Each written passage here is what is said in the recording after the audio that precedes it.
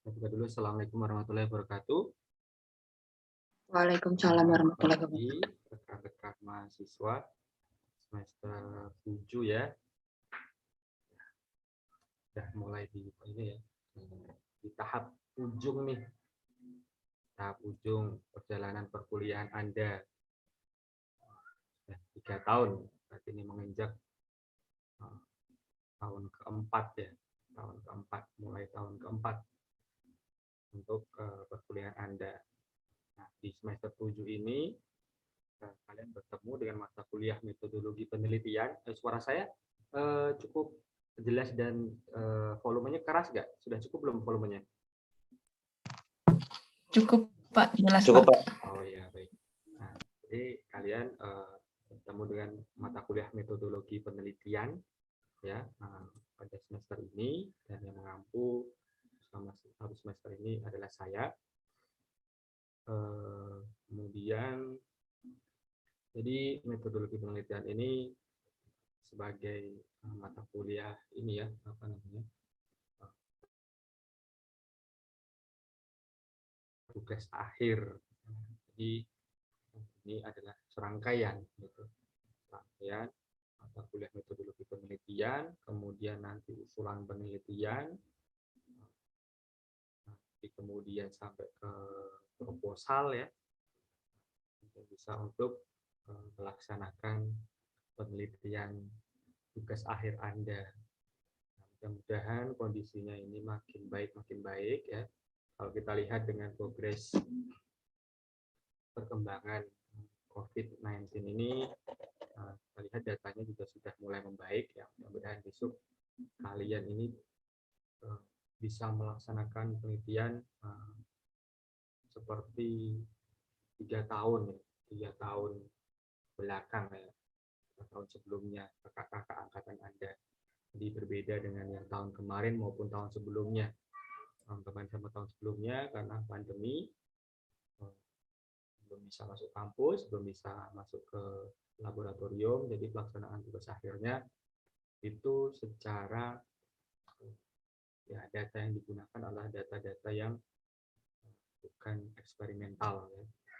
Eksperimental maksudnya bukan Anda yang mengambil datanya sendiri secara eksperimental, tapi ada yang menggunakan data sekunder, kemudian simulasi ya, kemudian topik-topik penelitian lainnya begitu. Nah, harapannya besok Anda sudah seperti penelitian STPN pada umumnya, yaitu perguruan tinggi vokasi, yang mana penelitian TA-nya juga terkait dengan soft skill ya, soft skill Anda, bukan soft skill tapi hard skill Anda di laboratorium gitu. Bisa di laboratorium maupun di lapangan. Baik, kemudian maaf kemarin saya belum bisa masuk karena barengan dengan kegiatan pelatihan PPR ya, kakak angkatan Anda sudah selesai, tapi berlanjut untuk yang PPR medik, di kemarin PPR industri. Sekarang minggu ini melanjutkan beberapa materi terkait PPR medik, cuman saya bisa apa namanya, tidak harus terlibat di situ PPR. Itu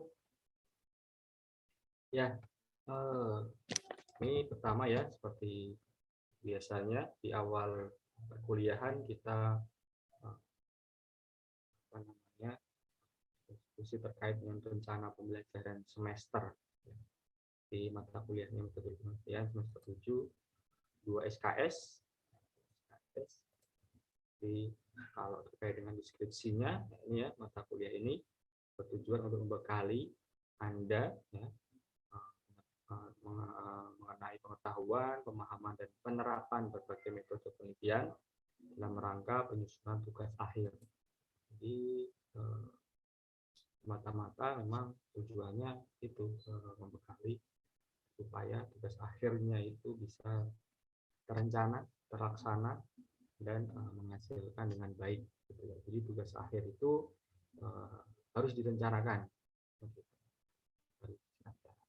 Kemudian nanti dalam pelaksanaannya ternyata ada kendala-kendala, nah itu kita harus fleksibel, nah, cuma tetap harus dalam koridor kaidah-kaidah penelitian.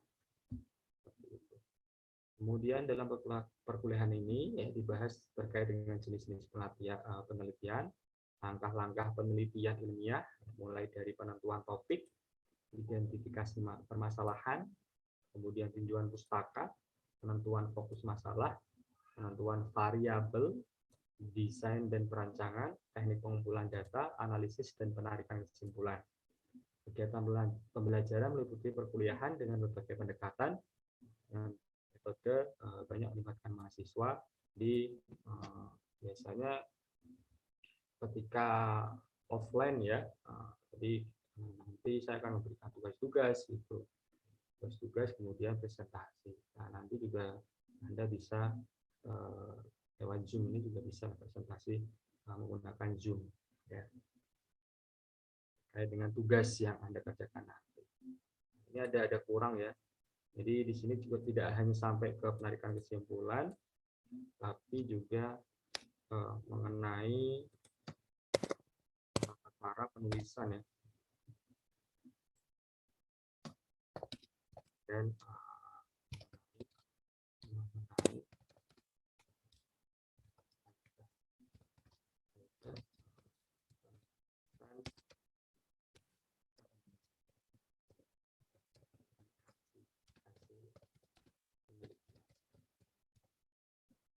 publikasi hasil penelitian itu termasuk laporan, ya. Laporan itu juga salah satu bentuk publikasi hasil penelitian. Kemudian juga hasil publikasi penelitian juga bisa dipublish dalam bentuk makalah di sebuah jurnal maupun bisa juga diseminarkan, gitu ya. Terkait dengan nanti kalau ini berkaitan dengan bentuk tulisnya. Oke, ada yang tanyakan dulu terkait ini? Metodologi. Permisi, Pak. Ya. Ini saya Niko, Pak. Tadi dari kamar mandi. Oh ya. Baik, silahkan itu. Kemudian capaian pembelajaran lulusan yang dibebankan dalam mata kuliah ini. Jadi Anda akan mendapatkan ya capaian pembelajaran lulusan khususnya untuk prodi TKN. CPL ini ya, CPL ini itu kemudian dibagi-bagi, disebar ke beberapa mata kuliah yang sesuai, istilahnya dibebankan ke mata kuliah tertentu yang memang sesuai, sehingga nanti akumulasinya kalian akan mendapatkan CPL program studi TKN secara keseluruhan. Oke, nah ini yang pertama, ini adalah CPL terkait dengan sikap ya. Jadi kalau sikap itu memang dari secara nasional itu sudah ditentukan ya, minimal itu sudah ada lupa saya 10 kalau nggak 11. Nah, harus mencapai itu. Kemudian ada nilai-nilai tertentu, nilai sikap tertentu yang khas dari program studi gitu. Dan itu bisa ditambahkan di luar yang wajib tadi. Nah, salah satunya yaitu kalau kita di penukliran ya terkait dengan etika profesi dan bidang penukliran ya kan, keselamatan dan keamanan. Ini terkait dengan sikap. Pertama, berkontribusi dalam meningkatkan mutu kehidupan bermasyarakat, berbangsa negara, dan kemajuan peradaban berdasarkan Pancasila. Ini berkaitan dengan harapannya nanti dengan melakukan mengikuti mata kuliah metodologi penelitian ini, nanti Anda bisa merancang sebuah penelitian yang bisa berkontribusi ya untuk kemajuan ya untuk masyarakat ya. entah itu dampaknya besar atau kecil, tapi kita tetap berorientasi ke sana. Kemudian tata hukum dan disiplin dalam kehidupan bermasyarakat dan bernegara. Ya, dalam metodologi penelitian ini nanti akan dipelajari juga terkait dengan kaidah-kaidah tadi, publikasi, kemudian kaidah dalam mengolah data, dalam citasi dan sebagainya, itu adalah ada sebuah peraturan ya, yang mau nggak mau seorang peneliti harus mentaati itu. Jadi seorang peneliti itu harus taat dengan hal-hal yang demikian. Kemudian menginternalisasi nilai, norma, dan etika akademik, jelas menunjukkan sikap bertanggung jawab atas pekerjaan di bidang keahliannya secara mandiri. Ya jelas ya, dalam ini nanti laporan itu kan juga dalam bentuk pertanggungjawaban, ya, salah satu bentuk pertanggungjawaban. Kemudian menginternalisasi kode etik profesi dalam bidang penukliran, ya tadi saya sampaikan, menginternalisasi keselamatan dan keamanan nuklir dalam menjalankan tugas. Nah, ini kita politeknik ya, nanti kedepannya STP kan akan berubah menjadi politeknik ya, Politeknik Teknologi Nuklir Indonesia.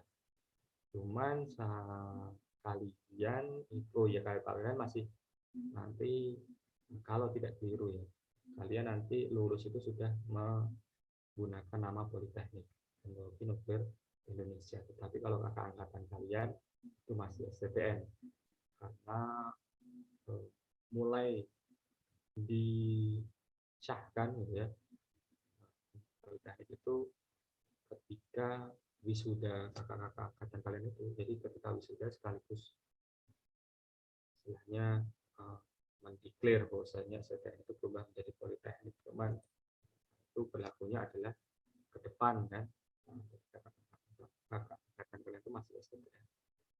Terus kemudian CPL KU, ini keterampilan umum. KU itu keterampilan umum. Mampu menerapkan pemikiran logis, kritis, sistematis, inovatif dalam konteks pengembangan dan implementasi ilmu pengetahuan dan teknologi yang memperhatikan dan menerapkan nilai humaniora yang sesuai dengan bidang keahlian. Jadi tetap menerapkan nilai humaniora ya, humaniora sosial ya. Jadi terkait dengan ya ini sekali lagi ini kan terkait dengan kaidah-kaidah penelitian itu kan juga terkait dengan humaniora.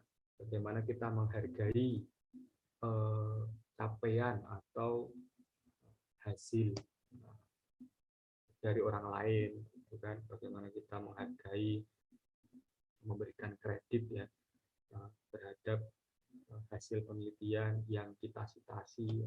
Jadi kalian mencitasi,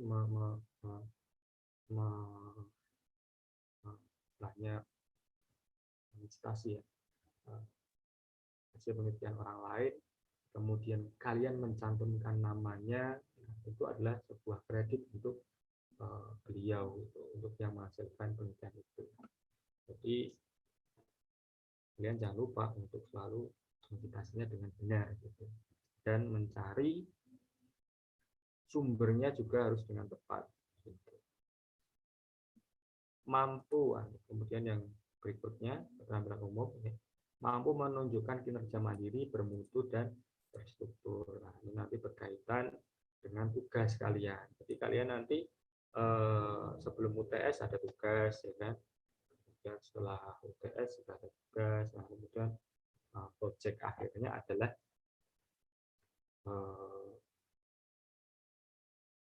saya nanti pengennya bisa sampai ke proposal ya, sampai ke proposal. Kemudian bisa sampai ke proposal. Jadi kalau nanti lihat perjalanan ya minimal usulan penelitian. Begitu.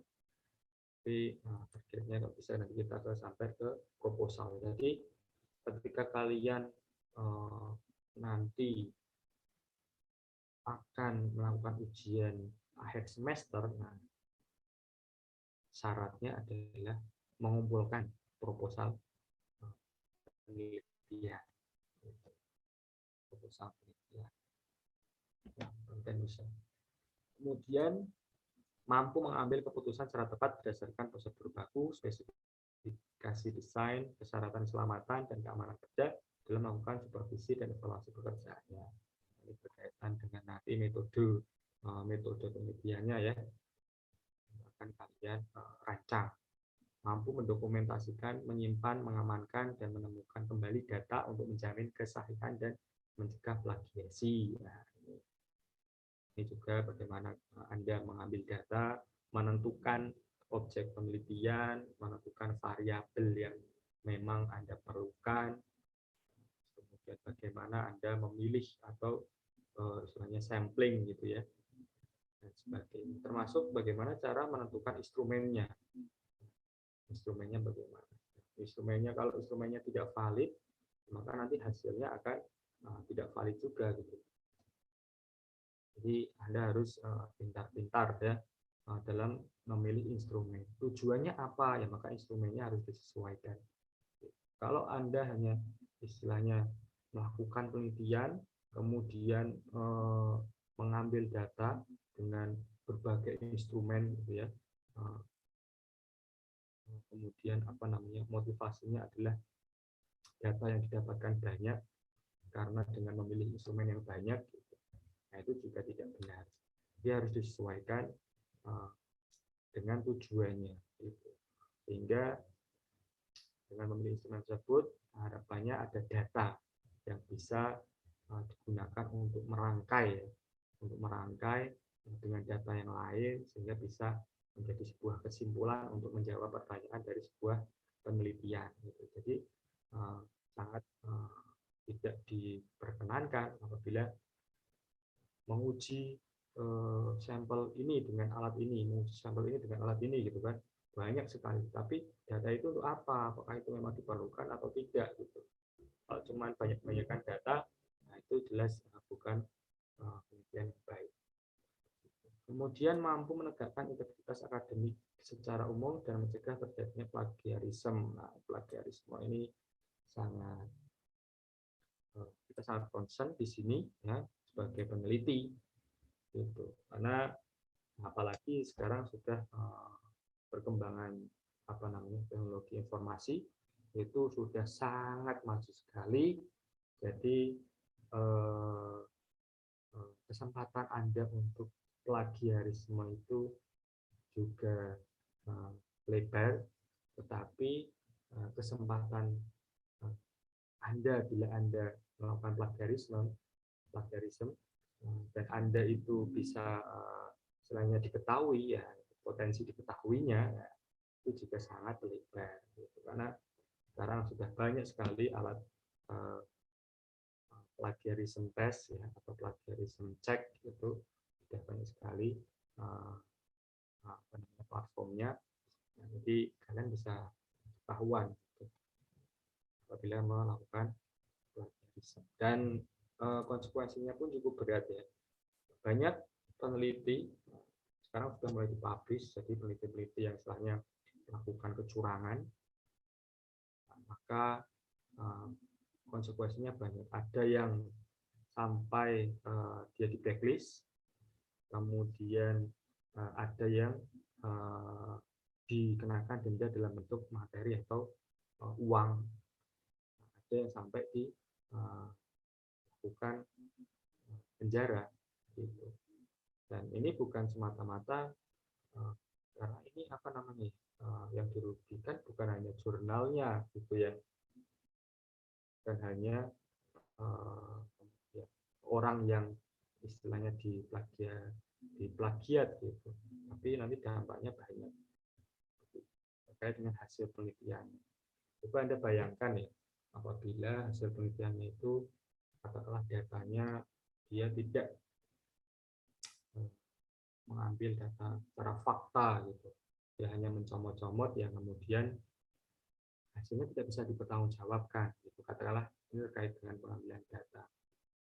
Maka kira-kira apa dampaknya apabila penelitian itu datanya ini kita berbicara dengan data yang tidak valid, kemudian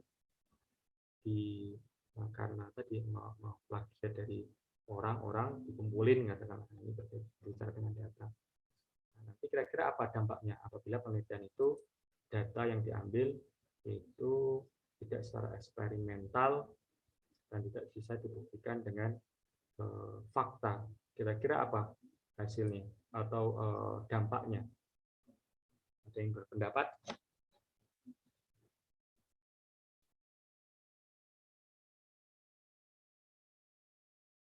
Alif? Alif Kembara Iya, Alam? Pak. Iya, Pak. Ya, ingin berpendapat bila penelitian itu hasil penelitiannya tadi tidak bisa dipertanggungjawabkan, artinya dia jelas-jelas hanya mengambil data orang lain yang kemudian dikombin dan sebagainya, katakanlah seperti itu. Itu apa dampaknya? Berarti yang bikin apa? Yang bikin penelitian itu dia apa gitu kayak pasal copy paste aja. Dia tuh sebenarnya nggak paham apa yang dia kerjakan gitu. Oke, itu dia berarti nggak paham. Oke. Ada yang lain lagi? Oke, bagus, Alif. Kemudian ada kemungkinannya nggak bahwasanya hasil penelitiannya ini akan disitasi atau digunakan acuan oleh orang lain, katakanlah sebelum dia diketahui bahwasanya oke hasil penelitiannya adalah cacat, katakanlah. Pasti ada kan kemungkinannya? Kayaknya ada, Pak. Nah, kira-kira dampaknya apa misal seperti itu? Kayak efek domino yang apa yang menjadikan laporan apa penelitian dia itu contoh jadi juga ikut salah. Karena yang apa karena penelitian awalnya itu belum dicek. Ya, bagus. Jadi efeknya domino ya. Tidak sampai ke hasil penelitiannya. Nah, ini apabila nanti hasil penelitiannya itu digunakan untuk mengambil keputusan, ya kan? Keputusan kemudian diterapkan di ranah sudah aplikatif gitu. Itu yang akan berbahaya kan? Bahaya karena nanti dampaknya adalah ke masyarakat katakanlah atau ke lingkungan karena datanya itu tidak benar. Nah, nanti sampai ke sana. Oke, kemudian menggunakan teknologi informasi dalam konteks pengembangan keilmuan dan implementasi bidang keahlian. Ya, nanti mungkin kita bisa pelajari juga terkait dengan menggunakan software ya untuk melakukan citasi ya katakanlah. Kalau teknologi informasi kan jelas ya kalian menyusun sebuah proposal, melakukan laporan, sebagainya itu kan pasti menggunakan teknologi informasi. Nanti itu terkait dengan software untuk melakukan citasi. Itu nanti bisa kita pelajari. Salah satunya menggunakan Mendeley. Nah, saya pernah dengar Mendeley atau malah sudah menggunakan? Tahu, Pak. Tahu, Pak. Ya, bagus kalau udah itu ya berarti tidak usah disebut. Kemudian yang berikutnya keterampilan umum mampu menggunakan minimal satu bahasa internasional untuk komunikasi lisan dan tulis. Nah, ini salah satunya bisa menggunakan bahasa internasional, komunikasi lisan dan tulis. Nah, ini nanti secara ini ya kontinu ya dari proposal. Kalau bahasa tulis itu kalau di proposal ya mungkin hanya di abstrak ya, abstrak gitu. Nah, nanti ketika kalian sampai ke ujian, nanti kan beruntun nih, penelitian, proposal, kemudian nanti apa namanya seminar proposal, melakukan penelitian sampai ke ujian. Nah, ketika ujian besok, ujian PA ya, kalian presentasinya menggunakan bahasa internasional, bahasa Inggris. Presentasinya juga bahasa Inggris. Kemudian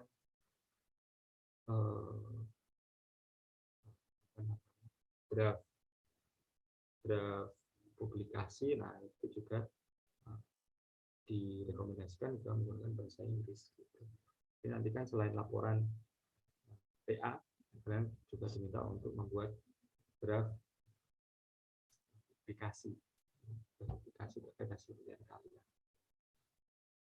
Itu terkait dengan keterampilan umum. Untuk keterampilan khususnya mampu menyelesaikan masalah teknologi rekayasa kimia nuklir menggunakan perangkat analisis ya, untuk bidang material radioaktif, radiasi nuklir, dan memperhatikan faktor-faktor keselamatan dan keamanan nuklir, ekonomi, kesehatan, keselamatan, kultural, sosial, dan lingkungan. Meliputi sama memilih sumber daya dan memanfaatkan perangkat perancangan dan analisis yang mengacu pada hasil pengujian dan mengukur sesuai metode, teknik, dan standar yang berlaku di wilayah kerjanya.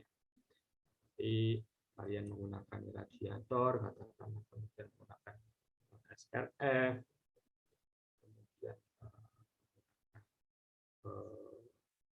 kemudian alat-alat detektor atau menggunakan spektroskopi nuklir lah gitu ya.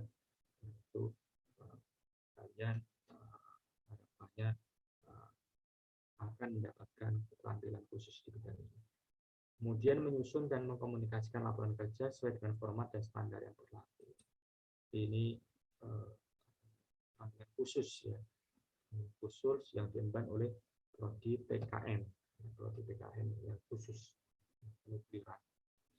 Kemudian terkait dengan pengetahuan, yaitu pengetahuan menguasai pengetahuan faktual dan metode aplikatif dan referensi teknis ya, terkait dengan aturan dan standar. Berbicara program studi vokasi teknologi kimia nuklir besok menjadi politeknik, ini kita harus lebih menguatkan terkait dengan kita pedomannya adalah aturan dan standar. Jadi kita melakukan ya katakanlah ingin membuat prototipe atau ingin melakukan pengujian, kemudian ingin melakukan pengukuran, maka kita harus berpegangan pada standar yang berlaku untuk case tersebut. Katakanlah ingin mengukur atau memantau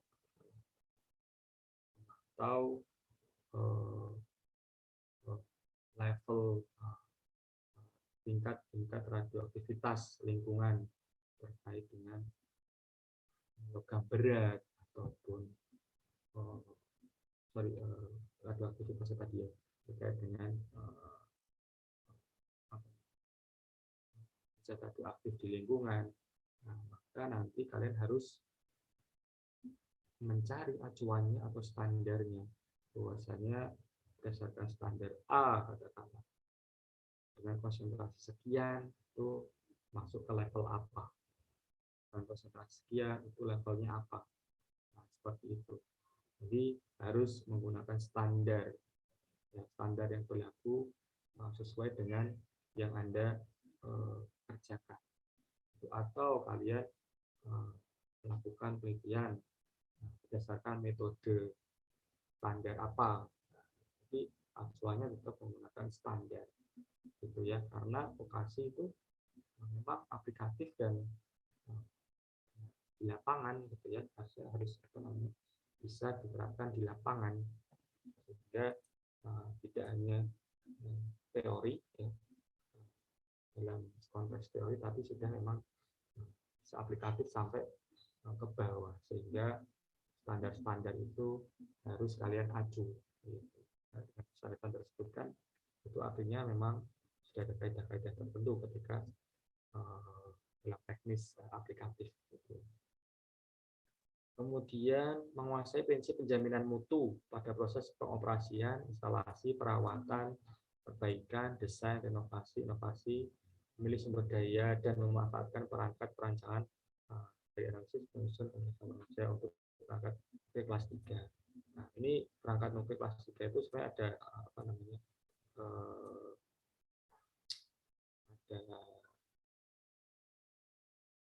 detailnya gitu ya. Ada detailnya ini ada di dokumen Batan sebenarnya. Tapi ya secara umum alat-alat yang ada di SCBN itu masuk ke perangkat nuklir kelas 3. Kemudian menguasai prinsip teknik komunikatif efektif untuk tujuan spesifik secara lisan dan tulisan. Jelas, menguasai konsep integritas akademik secara umum, konsep plagiarisme dan sebagainya. Berarti terkait dengan plagiarisme ya. Oke, terkait dengan capaian pembelajaran lulusan untuk metodologi penelitian. Ada yang ditanyakan?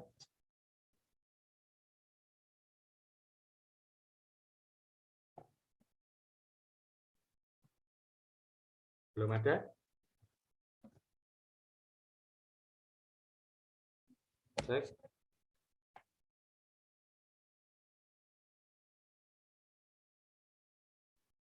Oh, sebentar ya, sebentar.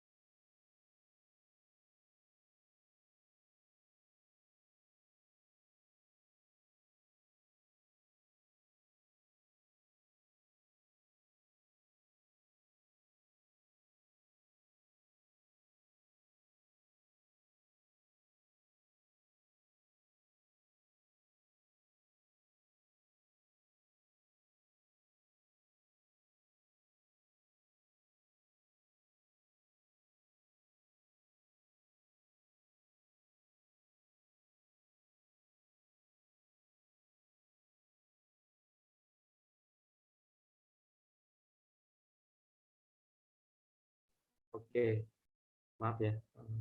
Suara saya sudah masuk lagi? Jelas, Pak. Sudah, Pak. Sudah, Pak. Oke, ada pertanyaan tadi terkait dengan capaian pembelajaran? Pak, saya ingin bertanya, Pak. Ya, silakan. Mungkin tadi Bapak sempat jelaskan, tapi tadi saya sempat nggak bisa dengarkan soalnya saya lagi beli pulsa. Pertanyaan saya, kenapa metode penelitian ini diajarkan pada tahun terakhir kami, Pak? Kenapa nggak pada tahun pertama kami, Pak? Terima kasih, Pak. Baik. Baik, Samuel. Pertanyaan bagus ya. Kenapa metodologi penelitian itu tidak di awal gitu ya? Kemudian kenapa di akhir? Sebenarnya Iya, Pak. pertama ini kan berkaitan dengan jenjang ya, jenjang pengetahuan yang harus Anda miliki gitu. Jenjang pengetahuan yang harus Anda miliki. Banyak mata kuliah yang lebih umum, kemudian yang lebih istilahnya lebih menjadi prasyarat mata kuliah yang lain itu harus diberikan. Tapi terlepas dari situ adalah kenapa di semester 7 gitu mungkin ya. Kenapa kok nggak di semester tengah-tengah 5 gitu kan, atau semester 3 gitu ya. Iya, Pak. Kenapa nggak di semester itu gitu. Nah, ini juga masih menjadi juga masih menjadi pertimbangan. Jadi kemarin juga evaluasinya adalah bagaimana kalau metodologi penelitian itu dimajukan gitu ya, jadi semester 6 atau semester 5 gitu. Dengan harapan nanti penelitiannya itu apa namanya, bisa lebih mulai melakukan penelitiannya itu lebih awal. Tapi kemarin juga masih mempertimbangkan karena mata kuliah PKN itu cukup banyak gitu ya, artinya prasyaratnya juga cukup banyak, sehingga yang terakhir saya belum mengetahui sih. Yang terakhir kan besok itu kita akan menggunakan kurikulum baru 2000 mungkin semester genap ya, semester genap itu kita akan mulai menggunakan kurikulum baru. Nah, nanti akan dikonversi kurikulum yang lama itu akan di RPL kan, dikonversi ya ke kurikulum baru. Salah satunya adalah penataan atau distribusi mata kuliahnya di setiap semesternya. Itu memang sebaiknya ya, meskipun tidak di awal banget ya, bukan di tahun pertama, karena nanti kalau kita menyampaikannya di tahun pertama, nanti masih banyak kebingungan terkait dengan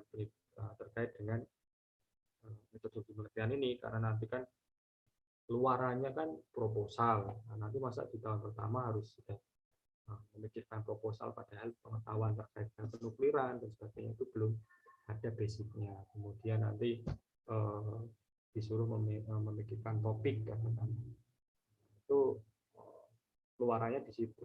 Nah, kalau di semester 1 pasti nanti kalian perlu mempunyai bekal atau basic ya, terkait dengan ilmu penukliran sendiri, apalagi ini kan dengan penelitian sangat spesifik ya, ketika ilmu. Jadi penelitian itu istilahnya harus ada dua syarat ya. Pertama, bahwasanya rencana penelitiannya itu harus capable, artinya mempunyai kapasitas yang baik. Kemudian penelitinya itu juga harus capable juga, harus mempunyai kapasitas yang baik juga. Gitu. Jadi rencana penelitiannya harus baik, orangnya pun harus mempunyai kapasitas terkait dengan penelitian yang akan dilakukan. Nah, kalau di semester 1 atau semester awal-awal, syarat peneliti harus mempunyai kapasitas terkait dengan apa yang akan dilakukan, pasti itu belum terpenuhi ya.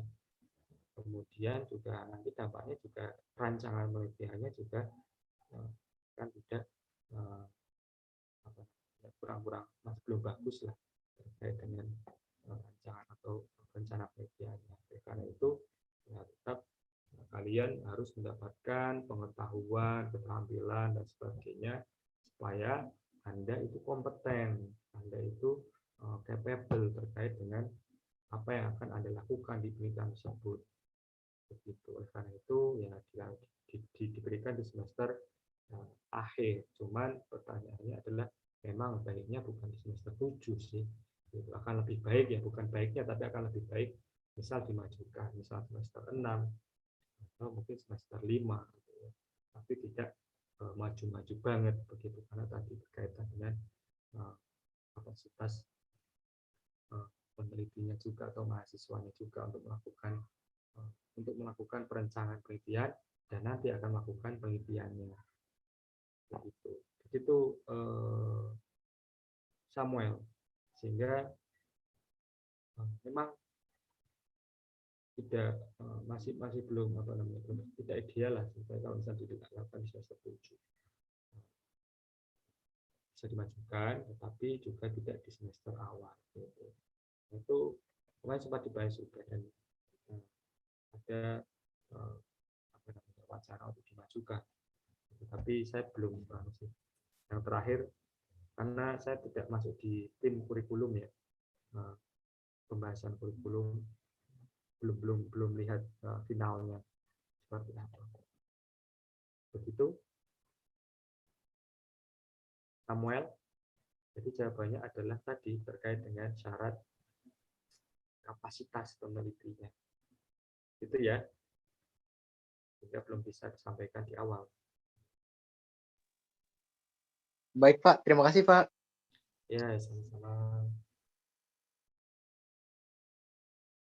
Ada yang lain ingin menanyakan?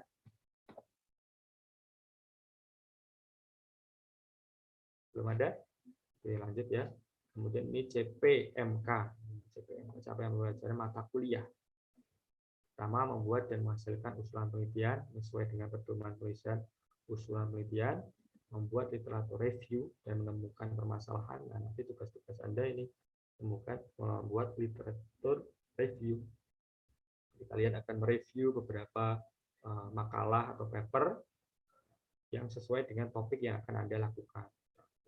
Kemudian merancang sebuah penelitian dan menentukan metodologi yang tepat, menentukan data yang diperlukan dan penelitian sesuai dengan teknik sampling yang benar, membuat analisa data penelitian dan menarikan kesimpulan yang benar. Nah, begitu. Jadi matriksnya, jadi pertama ini terkait dengan kontrak perkuliahan ya, dan pendahuluan.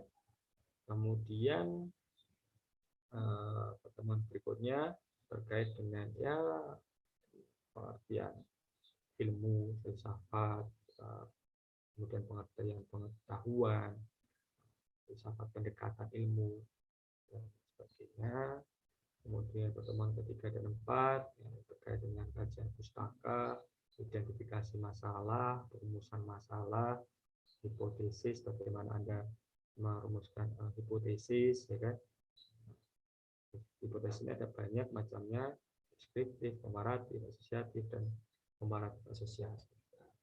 Ini yang mungkin yang menjadi penekanan ya, mungkin saya sampaikan terkait dengan hipotesis. Jadi ada yang ingin menyampaikan hipotesis itu apa?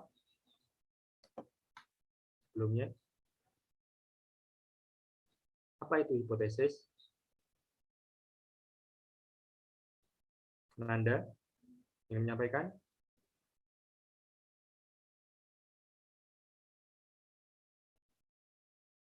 Oke, belum? Halo, Yang Pak. lain? Ya, Nanda.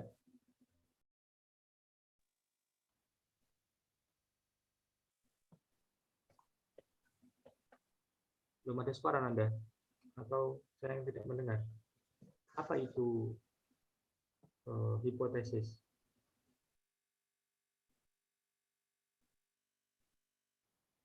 Cek. Cek, cek. Teori yang masih belum terbukti kebenarannya, Pak.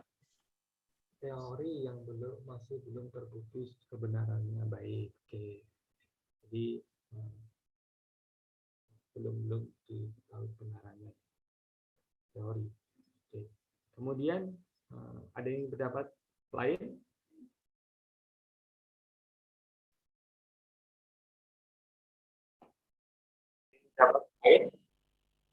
Teori yang harus dibuktikan. Teori yang harus dibuktikan.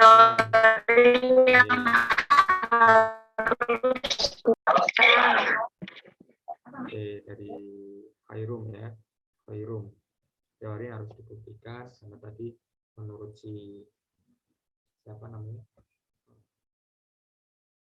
Tadi siapa? Nanda ya. Teori yang belum tadi harus dibuktikan. Ada yang lain?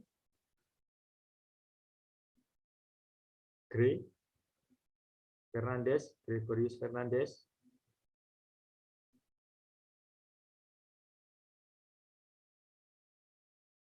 Gregorius Fernandes.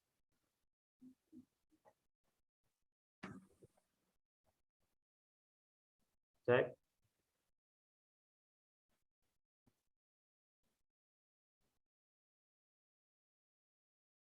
Hai, Gregorius.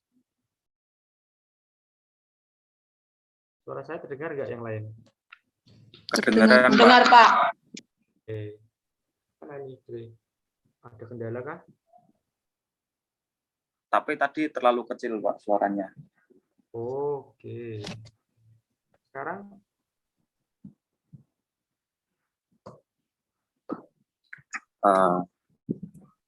Ya, masih Pak. masih ya. Setting. Audio setting. Speaker, mikrofon saya sudah full ya. Cek, kurang dekat kali. Seperti ini.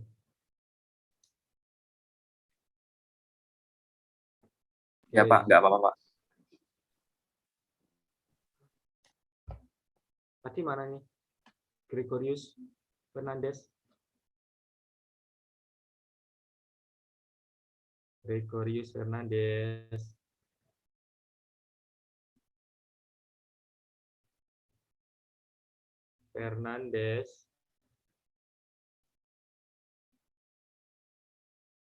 Oke, silahkan nanti chat ya kalau silahkan chat kalau misalnya Anda tidak bisa apa namanya menggunakan mikrofon dan sebagainya, silahkan chat.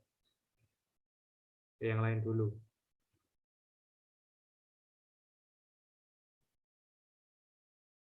Lolo,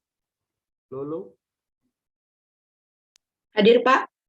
ya apa kira-kira tadi ada Kalau dari saya mungkin ide atau gagasan awal sebelum melakukan sebuah penelitian yang harus dibuktikan dari penelitian tersebut. Mungkin seperti itu. Gagasan awal, jadi ide ya, semacam ide ya, gagasan awal, tapi harus dibuktikan gitu ya. Iya, Pak. Oke, berarti ada 3 ya dari siapa Khairu, Lulu, dan juga Sinanda. Kalau saya tarik kesimpulan tadi terkait dengan bahwasanya ini adalah sebuah, jadi menyampaikannya teori, kemudian ide, dan harus dibuktikan.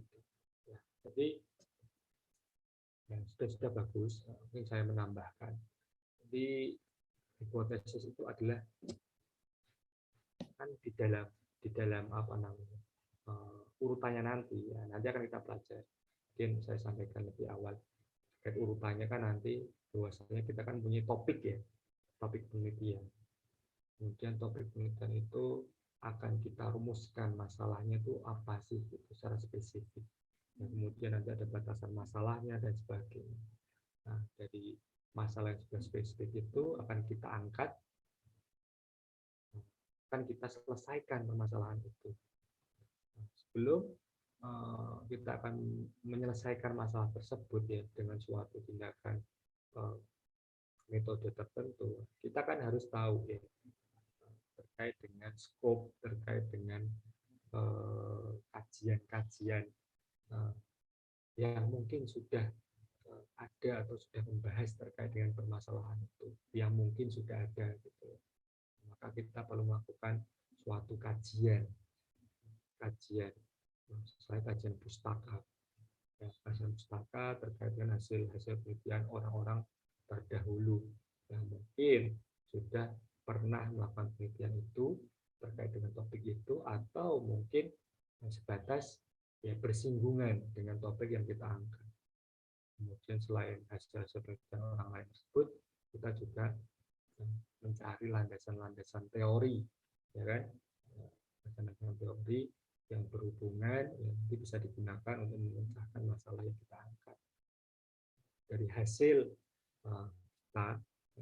hasil kajian pustaka tersebut, hasil kajian landasan teori tersebut, maka dari situ kita sudah punya pengetahuan kan, sudah mengenai pengetahuan, sudah mengetahui sebuah informasi gitu, informasi yang mungkin sudah bisa menjawab dalam tanda petik ya, sudah bisa menjawab dalam tanda petik, sudah bisa menjawab secara hasil membaca tadi, hasil membandingkan dari penelitian orang, hasil dari mencari informasi dan juga dari landasan teori.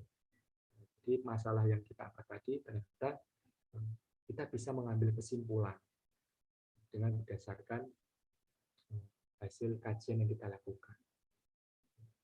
Cuman ya, kesimpulan, jadi kesimpulan. Jadi kesimpulan, cuman di sini masih bersifat sementara, karena kesimpulan ini adalah hanya hasil dari kajian pustaka maupun landasan teori yang sudah ada. Gitu. Tapi secara real, secara eksperimental, kesimpulan ini belum dilakukan. Sehingga perlu dilakukanlah pembuktian. Kemudian akan kesimpulan sementara ini. Apakah kesimpulan sementara yang kita susun ini tepat atau tidak? Tepat atau ada pembenaran lain? Sehingga perlu dibuktikan secara eksperimental. Oke, nah dari informasi yang saya sampaikan, ada yang ingin menarik kesimpulan, apa itu hipotesis? Silakan, ada yang berpendapat? Kalau disusun menjadi kalimat yang lebih runtut, kira-kira apa hipotesis?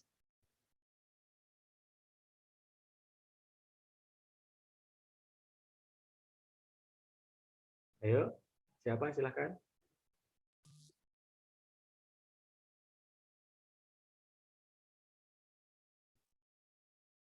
Irfan. Iya, Pak. Kalau menurut saya dari tadi yang sudah dijelaskan dan dari tadi Lulu dan Nanda dan yang lain itu ngomong itu intinya itu di hipotesis itu kalau menurut saya itu dugaan sementara, Pak. Namun dugaan sementara dari yang kita rumuskan, namun dugaan itu harus dicari kebenarannya seperti itu, Pak. Intinya seperti itu. Oke, bagus Irfan. Tepat ya. Jadi hipotesis adalah dugaan atau kesimpulan sementara ya, hasil dari kajian pustaka landasan teori yang kita lakukan, di mana kesimpulan ini perlu dibuktikan ya, kebenarannya melalui penelitian, melalui penelitian atau metode tertentu. Jadi kesimpulan sementara dari hasil kajian pustaka dan teori yang lalu kita buktikan kebenarannya melalui sebuah penelitian. Itu ya, itu pustaka. Ini besok kalian ketika merumuskan hipotesis, yaitu harus berdasarkan kajian-kajian itu. Tidak serta-merta menulis hipotesis itu ya hanya sekedar dipas-paske. Harus ada runtutannya, harus ada benang merahnya, harus ada pemikiran logisnya. Harus ada kerangka ya, rangka pemikiran logis bagaimana hipotesis itu muncul. Itu dari mana kok bisa seperti itu? Seperti itu. Dan hipotesis ini nanti yang baik, apalagi teknologi nanobot adalah yang baik itu dapat dikuantifikasi, dan hanya bukan ya atau tidak gitu. Contoh ya, mungkin contoh saja. Misal terkait dengan yang simpel, pengaruh konsentrasi terhadap laju reaksi,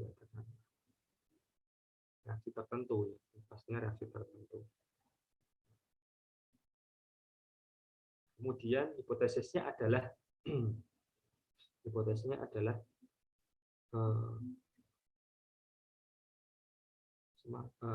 konsentrasi berpengaruh terhadap laju reaksi X, seperti itu. Itu masih kurang lengkap ya, dan itu sangat mentah sekali. Itu nanti kalau kita bicara pengaruh itu kan hanya ya berpengaruh ya atau tidak gitu kan. Tapi untuk taraf kita nanti sudah mahasiswa perguruan tinggi, penelitiannya tidak hanya sifatnya seperti itu, tapi lebih ke arah semakin kuantitas terkait dengan konsentrasinya itu katakanlah semakin besar, misal laju reaksinya itu semakin bagaimana? Apakah semakin besar juga atau semakin kecil mana laju reaksinya? Semakin cepat atau semakin lambat laju reaksinya? Itu bukan hanya sekedar berpengaruh, tapi pengaruhnya itu seperti apa? Apakah pengaruhnya itu positif, artinya konsentrasi diperbesar maka laju reaksinya makin cepat atau malah makin lambat? Karena seperti itu. Ya. Jadi bukan hanya sekedar berpengaruh. Paham ya perbedaannya ya? Paham ya perbedaannya di situ. Ini bukan hanya sekedar berpengaruh atau enggak. Terus kemudian ada beberapa mahasiswa yang kemarin oknum mahasiswa akan kalian. Metode hipotesisnya itu mentah sekali. Misal melalui percobaan ini maka bisa ditentukan tadi laju reaksinya. Nah, kalau seperti itu ya ya pasti bisa, cuman lebih levelnya lebih signifikan lah, karena laju reaksinya seperti apa gitu. Jadi sudah sudah muncul bahwasanya berdasarkan teori yang sudah dilakukan ya nanti maka adalah laju reaksinya adalah mengikuti orde berapa, kemudian bagaimana matematisnya, itu akan lebih keren. Jadi bukan hanya dapat ditentukan laju reaksinya, oke, dapat ya memang bisa, cuma laju reaksinya itu yang seperti apa. Gitu. Jadi hipotesisnya ke arah sana, dan itulah kenapa diperlukan sebuah kajian pustaka, kemudian diperlukan landasan teori. Kalau hanya sekedar dapat menentukan laju reaksinya, itu saya kira tidak perlu melakukan kajian pustaka dan sebagainya pun pasti sudah bisa dibuktikan, pasti bisa atau tidaknya agar kita lakukan bisa atau tidaknya. Tetapi di luar konteks bisa atau tidaknya itu adalah bagaimana nilainya, gitu ya. Itu yang harapannya nanti hipotesis itu sampai ke sana. Oke, dan kita lanjut dulu ya. Kemudian terkait dengan metode penelitian, jadi nanti kalau sudah ditentukan hipotesisnya dan sebagainya, dilakukan metode penelitian yang dilakukan itu seperti apa. Ada macam-macam metode penelitian, nanti kita akan belajar di sana. Kemudian terminologi yang sering digunakan dalam pemilihan sampel. Nah, ini terkait dengan pemilihan sampel, karakteristik sampel, desain sampel, kemudian merancang eksperimental penelitian sampai ke UTS. Setelah UTS, nanti kita lanjut terkait dengan validitas dan reliabilitas instrumen penelitian. Jadi instrumen penelitian itu harus, tadi saya sampaikan, harus valid, harus reliable, harus metodenya juga harus terstandar ya, supaya hasilnya bisa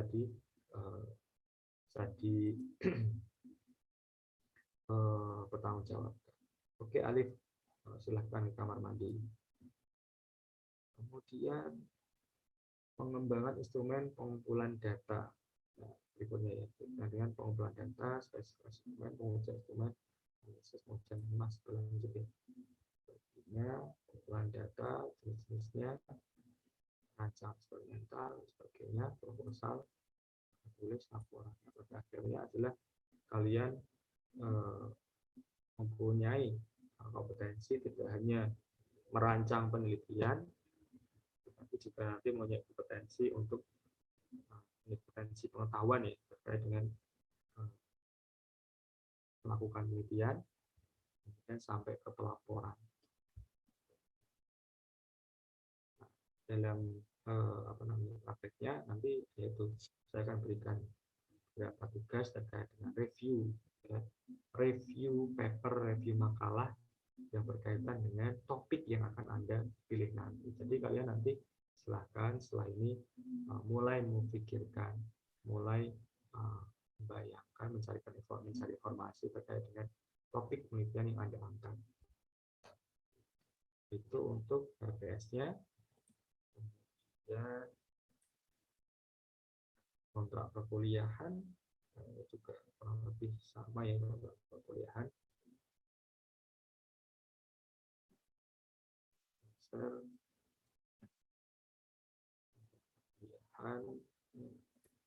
Terlihat ya kontrak perkuliahan ya, sama.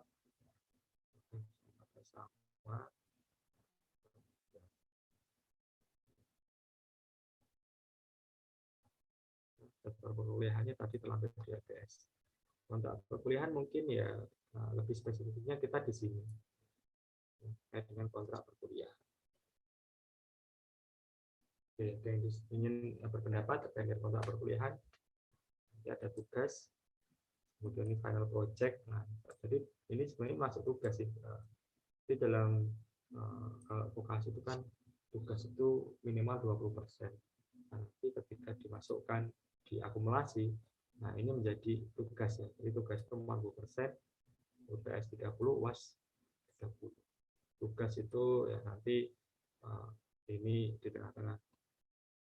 Sebelum UTS ada, setelah UTS ada. Kalau final project nanti kita bisa tadi bisa ke proposal atau USPEN ya. Kita lihat perjalanan progresnya. UTS sama UAS. Oke, bagaimana kalau seperti ini? Saya tawarkan seperti ini.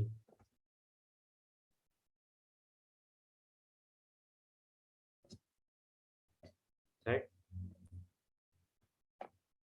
Nanda sebagai ketua kelas, bagaimana Nanda?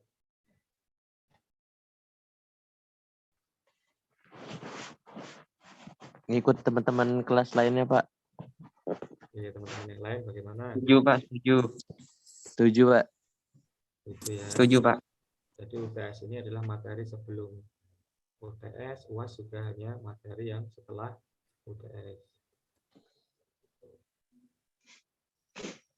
Oke, kalau setuju nanti seperti ini ya, nanti saya kirimkan ke Anda untuk kontrak perkuliahan. Untuk jadwalnya nanti seperti inilah. Nah, mungkin kita masih punya utang nih, utang satu pertemuan. Apakah bersedia? Semisal yang pertemuan kemarin itu kita ganti di hari bukan weekdays, karena Sabtu.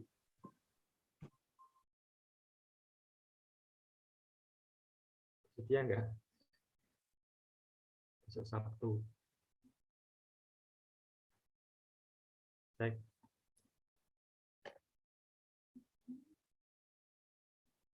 Ya, nanti diskusikan dulu di kelas ya. Nanti Anda kasih kabar ke saya ya. Cek. Nanda. Halo, Iya, Pak. Nanda. Halo, Pak. Untuk mengganti utangnya kemarin, itu kalau teman-teman rekan-rekan mahasiswa sekelas ini setuju, saya mengusulkan untuk hari Sabtu mengganti. Silahkan nanti didiskusikan kalau misal bisa ya. Alhamdulillah bagus ya, nanti kita lakukan jam berapa, itu saya insya Allah bisa. Itu karena sampai sore Sabtu ini ya. Sore Sabtu ini saya malah nggak bisa nih. Nanti harinya Sabtu ini, Pak. Oh, bukan Sabtu ini. Sabtu ini saya malah belum bisa. Sabtu depan. Oh, nanti saya diskusiin sama teman-teman dulu, Pak. Oke, siap. Tapi pastinya minggu ini belum bisa. Terus weekdays minggu depan juga belum bisa. Kecuali weekend ya, weekend minggu depan. Karena saya ada pelatihan. Nanti didiskusikan ya. Begitu. Oke, silahkan nanti didiskusikan. Ada pertanyaan terkait dengan RPS dan kontrak pembelajaran?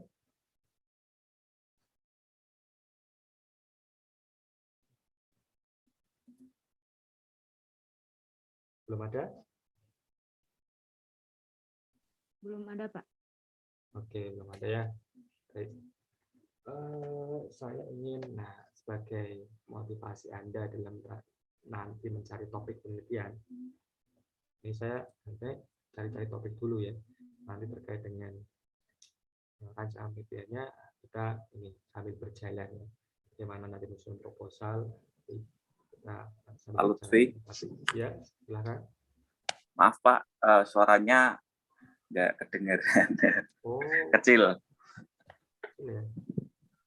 Iya, Cek seperti ini. masih Pak. Waduh. Nggak, itu ya dari tadi sebenarnya sih Pak. Oh. Maaf Pak.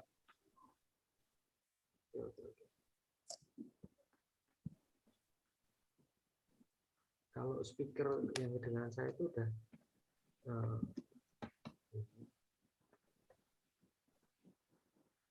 audio cek. Kalau seperti ini bagaimana? Ya, Cek. lumayan Pak. Lumayan ya, padahal udah. Udah Pak, nggak apa-apa Pak. Jangan dipaksakan Pak. Mikrofon sudah saya full kan. Iya Pak. Suara saya juga kayaknya sudah cukup ini sih. Oke ya, mohon maaf ya kalau misalnya ada kayaknya memang mikrofon headset saya ini kayaknya kurang.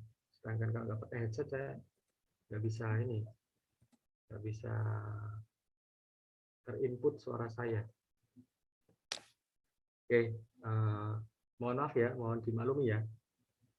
Mungkin suaranya speaker Anda agak diperbesar. Iya Pak. Nah, kemudian ini saya akan tadi yang saya sampaikan ingin memperlihatkan terkait dengan topik-topik penelitian. Jadi topik-topik penelitian Anda, kemarin kan sudah dibagi ya, sudah dibagi pembimbing TA ya. Belum Pak. Bimbing Oh, KP. pembimbing KP, Baru KP. Nah, jadi nanti sama jurusan akan segera dibagi terkait dengan pembimbing TA-nya. Pasti nanti kalian akan mengusulkan pastinya. Mengusulkan, kemudian oleh jurusan akan dibagilah secara yang terbaik, gitu, yang terbaik oleh jurusan. Nanti topik penelitian itu bisa berasal dari topik-topik penelitian pembimbing Anda, atau Anda mengusulkan. Nah, Anda mengusulkan topik penelitian yang Anda minati. Itu juga pasti harus sesuai dengan kapasitas pembimbing. Karena kan pembimbing kan juga ada spesifikasinya tertentu kan ya. Mungkin Bapak ini di bidang ini, Ibu ini di bidang ini, itu kalian silahkan memperhatikan. Nah, oke. Suara apa itu? Oke. Nah, ini saya ingin memperlihatkan. Terlihat nggak? Terlihat Kelihatan, Pak. Pak. RAR-nya kan. Ya. Nah, ini adalah Prioritas. prioritas riset nasional tahun 2020 sampai 2024. Jadi Indonesia itu mempunyai namanya ARN, Agenda Riset Nasional. Itu jangka panjang agendanya sampai 2045. Kemudian dalam pelaksanaan untuk mencapai agenda itu biasanya ada PRN tiap 5 tahunan, prioritas riset nasional tahun 2020 sampai 2024. Banyak, ini saya bacakan ya. Nah, ini ada di ini sebenarnya, ada di Permen Ristek Dikti nomor 38 tahun 2019. Oke, Nanda. Ya, Nanda mic-nya bocor. Nah, itu kata si Lulu seperti itu ya. Oke, sambil mendengarkan ya. Sambil ini saya mau memperhatikan apa yang saya sampaikan. Nah, di prioritas riset nasional ini ya, sebenarnya tertuang dalam ini Permendikbud nomor 38 tahun 2019. Nah, sehingga alangkah baiknya ketika kalian mengambil topik penelitian juga mendukung terkait dengan prioritas riset nasional. Nah, tadi bahwasanya capaian pembelajaran lulusan yang tadi saya sampaikan salah satunya kan saya untuk mendukung atau ikut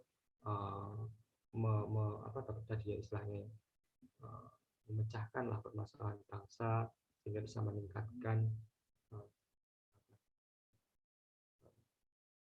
kesejahteraan bangsa gitu kan. Salah satunya adalah dengan ini kita mengikuti riset nasional, prioritas riset nasional. Contoh nih di bidang pangan, kita cari nih untuk yang berkaitan dengan kenukliran, vokasi nukliran ini ada apa aja.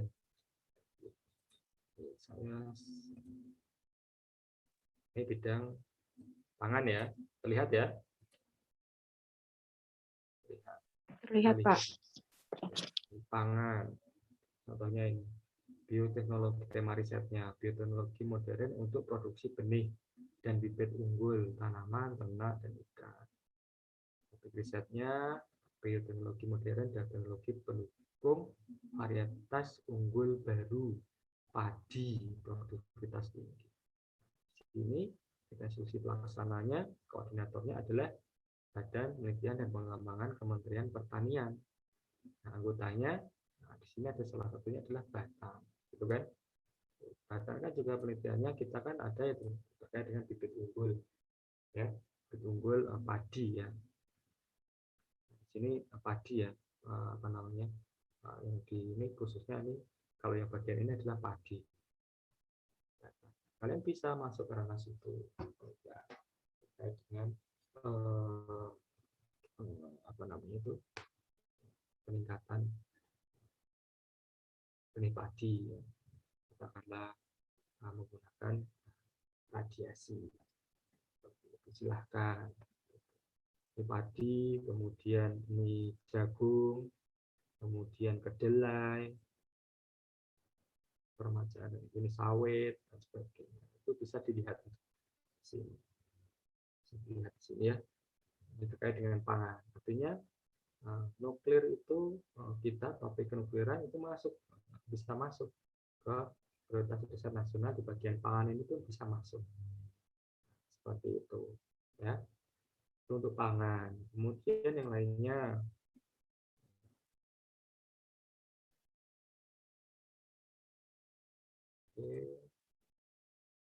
nah, ini energi ya, energi. Ini untuk bidang energi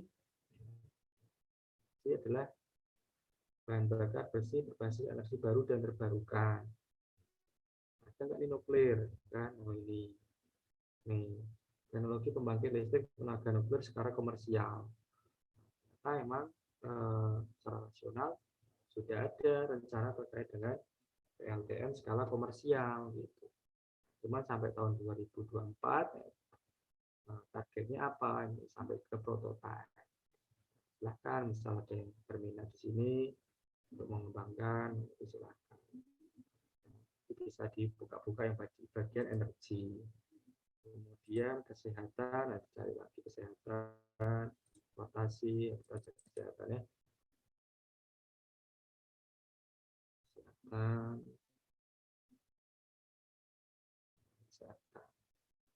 Kesehatan, kita ya berarti ada farmaka ya, amoxilin sebagainya, tumbuhan insulin. Nah ini produksi bahan baku obat herbal berstandar dan ini fitofarmaka bukan fitofarmaka vaksin atau enggak? Nah ini nih bagian ini kelihatan nggak? Kelihatan ya? Kelihatan, Pak. Ini ya. Nah, produksi bahan baku obat radioisotop dan radiofarmaka. Radioisotop farmaka yang mampu mencukupi kebutuhan penduduk dalam negeri dan dapat diekspor. Jadi radiofarmaka bisa di sini radioisotop dan radiofarmaka. alat-alat lainnya silakan nanti bisa dibaca-baca ya. Jadi itu. Jadi silakan Anda mencari topik penelitian yang juga mengarah ke sana supaya mendukung program dari pemerintah. Ya. Banyak bidangnya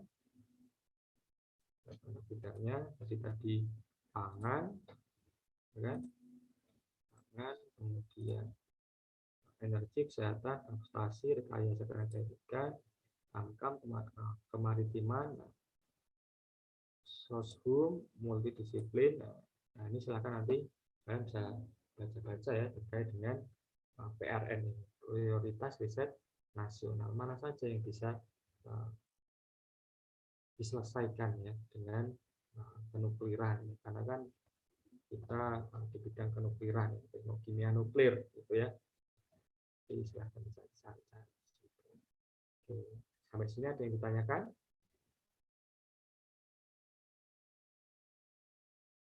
Kami boleh minta filenya nggak nanti, Pak? Boleh saya Pak Kenanda ya. Oke Pak, boleh Pak. Oke, nanti saya kasih ini sekalian apa namanya? Kurar ini. Cukup banyak tadi berapa MB. 78 MB. Kalian bisa cari sendiri juga bisa, nanti saya kirimkan juga bisa. Oke, jadi itu terkait dengan topik-topik ya, topik-topik penelitian. Topik penelitian. Oke, ada yang tanyakan lagi? Oke, pendahuluan ya itu ya.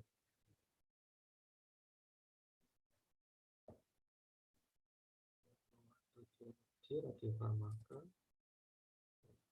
keteknikan, kemaritiman,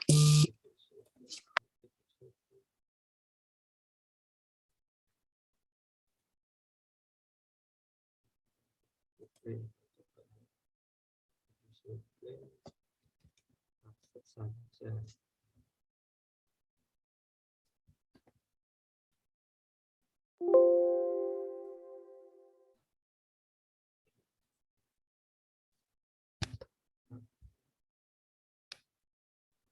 Oh, lah. Saya mana? Heng.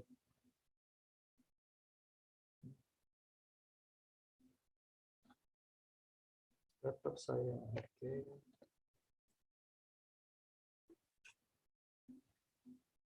Nah, tunggu dulu ya. Tetap saya heng. Silahkan ditanyakan dulu.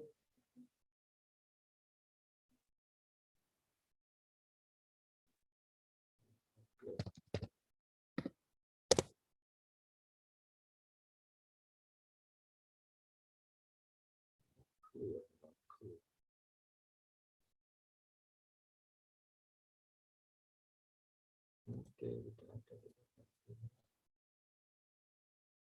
tapi itu bukan berarti kemudian kita nggak bisa masuk ke ranah sini ya.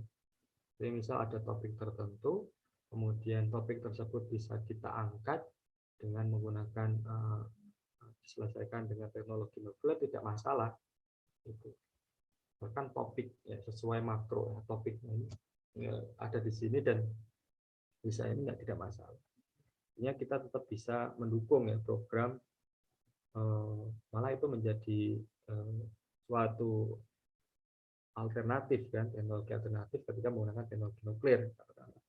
Nah, di sini opsinya belum muncul menggunakan teknologi nuklir, itu tidak menjadi masalah, itu bisa tetap diangkat menjadi sebuah topik Anda dalam penelitian nanti.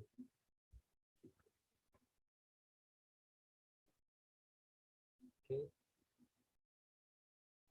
Mungkin itu yang bisa saya sampaikan ya untuk kita anggap ini pertemuan awal, pertemuan pertama di saya menyampaikan terkait dengan rencana pembelajaran semester, kontrak perkuliahan, dan ini terkait dengan gambaran umum penelitian yang saat ini di Indonesia. Dan mungkin juga ini akan berubah ya, akan berubah, bukan berubah ke topiknya, tapi berubah ke lembaga tadi, lembaga pelaksananya, institusi pelaksananya. Karena kan kita ketahui sekarang Batan itu sudah tidak ada lagi, kan? LIPI juga tidak ada lagi, BPPT sudah tidak ada lagi. Sekarang sudah melebur menjadi BRIN, gitu ya.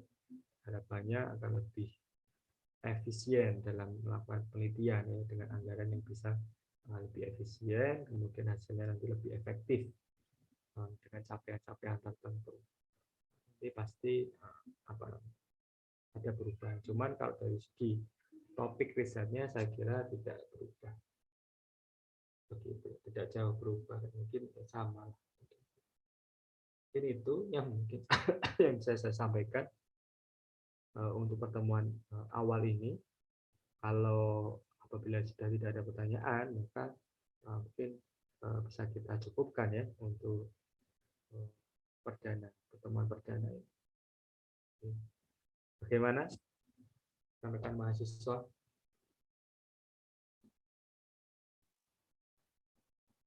Ada yang ditanyakan?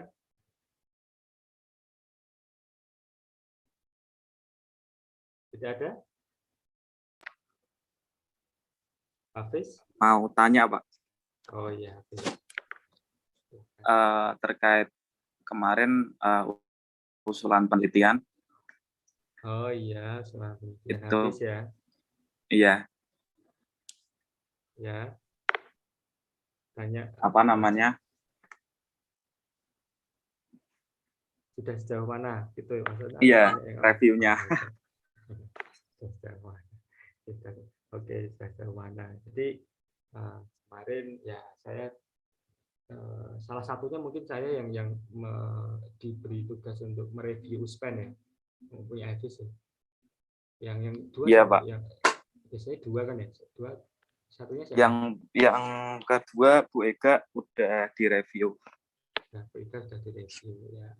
Ya saya itu memang belum saya review gitu karena kemarin memang masih ribet, masih cukup ribet ya terkait dengan Pak. di jurusan kakak angkatan kalian. Jadi kemarin tuh kakak angkatan kalian terkait dengan ngurusi teman-teman ujian itu cukup menyita waktu ya. Itu dibantu oleh Mbak Harum juga luar biasa, Mbak Harum, alhamdulillah. Akhirnya bisa ya, habis itu langsung ke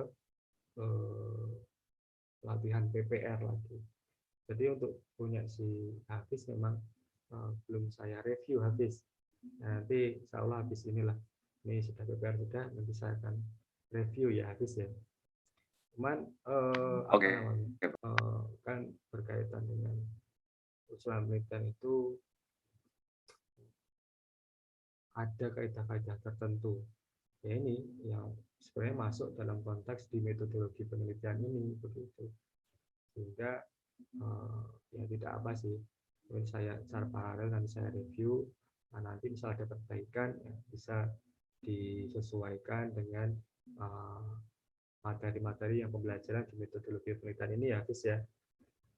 Karena kan pastinya Hafiz juga secara apa namanya ya, mungkin secara ini sudah melihat punya kakak-angkatan dan sebagainya, tapi secara informasi terkait bagaimana dengan USPEN itu kan saya belum mendapatkan, tapi tidak apa-apa.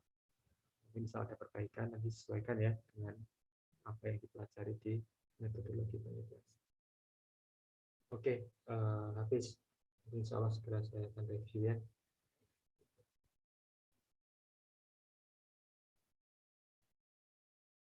Ada lagi?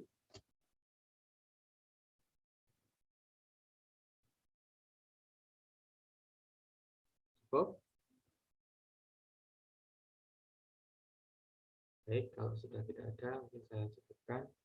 Ini saya panggil kembali nih, si Gregorius. Iya Pak, maaf ya Pak, tadi habis dari belakang Pak. Di belakang.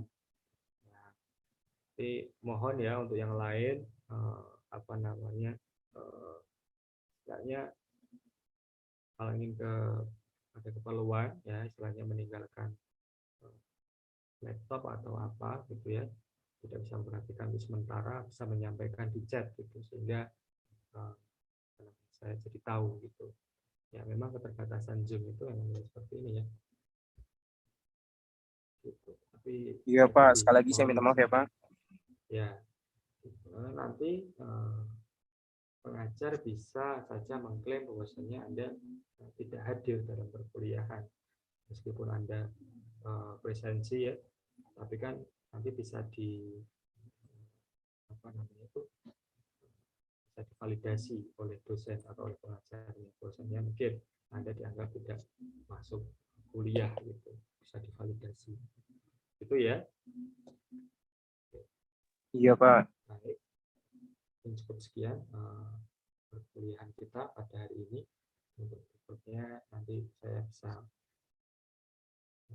menghubungi si Nanda. Kurang lebihnya saya mohon maaf. Saya Fri. Assalamualaikum warahmatullahi wabarakatuh. Waalaikumsalam warahmatullahi wabarakatuh.